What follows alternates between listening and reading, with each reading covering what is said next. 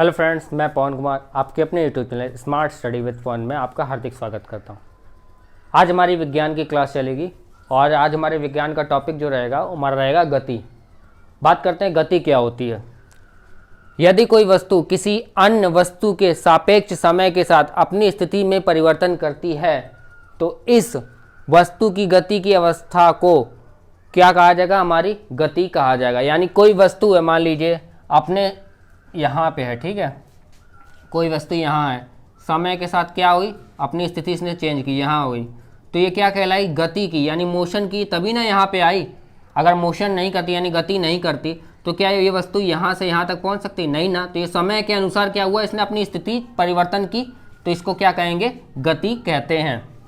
अब बात करते हैं विरामावस्था। विरामावस्था क्या होती है? अगर मान लीजिए कोई वस्तु एक ही स्थान पे हो और इसकी स्थिति में क्या हो? परिवर्तन ना हो। अगर जाहिर सी बात है कोई वस्तु एक ही स्थान पे, उसकी स्थान में परिवर्तन नहीं होगा तो क्या होगी? विराम अवस्था में, यानी विरामावस्था में रहेगी। तो विरामावस्था में क्या कहते हैं? समय परिवर्तन के साथ स्थिति परिवर्तन ना हो, यानी समय परिवर्तित होता रहे, यानी समय वहीं पे, जैसे मान लीजिए ये बॉल है, यहाँ पे समय तो परिवर्तित होता रहेगा, लेकिन क्या हो? इसकी स्थिति यानी ये यहाँ से यहाँ ना खसके, तो क्या होगा? हमारा विरामावस्था में ये वस्तु रहेगी, तो इसको विरामावस्था हम कहते हैं।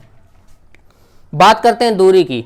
दूरी क्या होता है? किसी वस्तु द्वारा तय किए जाने वाले संपूर्ण मार्ग की लंबाई जो होती है वो हमारी दूरी कहलाती है। जैसे कि मान लीजिए यहाँ कोई बॉल है, ठीक है, इसने यहाँ से यहाँ लुढ़का दिया गया इसको, मान लीजिए बहा बल दिया गया इस बॉल को, तो ये बॉल यहाँ से यहाँ तक पहुँची, तो जो इसकी यहाँ से यहाँ तक की जो लंबाई है समय के सापेक्ष में, तो ये हमारी क्या कहलाएगी? दूरी कहलाती है।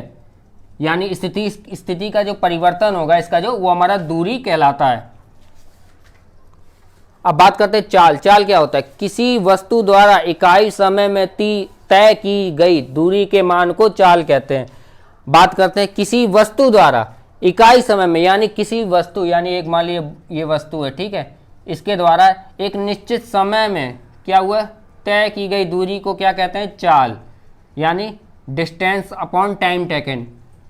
और जो इसका फॉर्मूला बनता है चाल का, हमारा डिस्टेंस अपॉन टाइम टेकन, जिसको हम लोग कहते हैं दूरी बटे समय, और इसका जो मात्रक होता है वो हमारा मीटर पर सेकेंड होता है।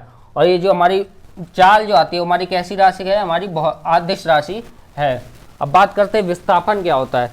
तो विस्थापन किसी वस्तु की प्रारंभिक स्थिति तथा बीच की न्यूनतम दूरी क्या कहलाती है? हमारी विस्थापन कहलाती है। जैसे मान लीजिए यहाँ पे कोई वस्तु है, यहाँ पे पहुँच गई, ठीक है, तो ये जो हमारे यहाँ पे पहले वस्तु थी, कोई वस्तु यहाँ थी, यहाँ पे क्या हुई? हमारी समय के अनुसार पहुँच गई, तो हमारे यहाँ से यहाँ तक की जो लंबाई होगी ये हमारा इनिशियल पॉइंट माना जाएगा, इसको यू मानते हैं, और फाइनल पॉइंट हमारा वी मानते हैं।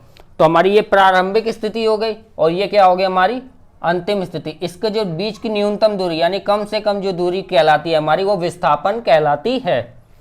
अब बात करते हैं वेग की। तो वेग क्या होता है? किसी वस्तु द्वारा इकाई समय में तय किए जाने वाले विस्थापन को क्या कहते हैं? हम लोग वेग कहते हैं। यानी निश्चित समय में किए गए विस्थापन को क्या कहेंगे? हम वेग कहते हैं। यानी निश्चित समय में किए गए विस्थापन को हम लोग वेग कहते हैं। तो हमारा वेग का जो बनता है फॉर्मूला बनता है वेग बराबर विस्थापन बटे समय अंतराल।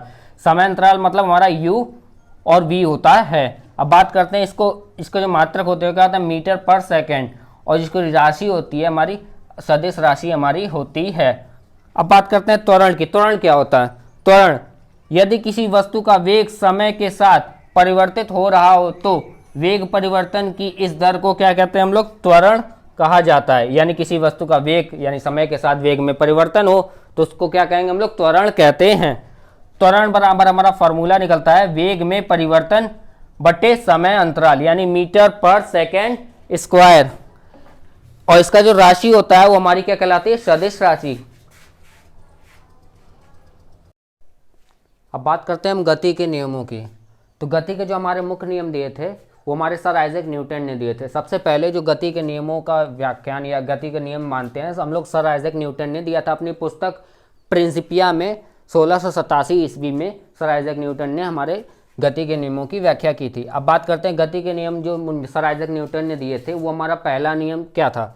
तो पहला नियम की बात करते हैं जो हमारे सर आइजैक न्यूटन ने दिया था। उन्होंने ये कहा था कि अगर कोई वस्तु विराम अवस्था में है यानी रेस्ट में है, अगर कोई वस्तु ये है तो रेस्ट में होती है, हमेशा रेस्ट में ही रहेगी, ठीक है, जब तक कोई इस पर बाहरी फोर्स यानी बाहरी बल आरोपित ना यानी लगाया ना जाए। अगर यदि कोई वस्तु गति में यानी गति से चल रही है, मान लीजिए ये बॉल है यहाँ पे पहुँची, यहाँ पे पहुँची, ऐसे गति से चल रही है, तो ये क्या करेगी, गति से चलती ही रहेगी जब तक इस पर क्या हो, कोई बाहरी बल लगा करके इसको रोका ना जाए। तो ये हमारा क्या है, न्यूटन का फर्स्ट नियम बताया गया, इसको हम लोग जड़त्व का नियम भी कहते हैं।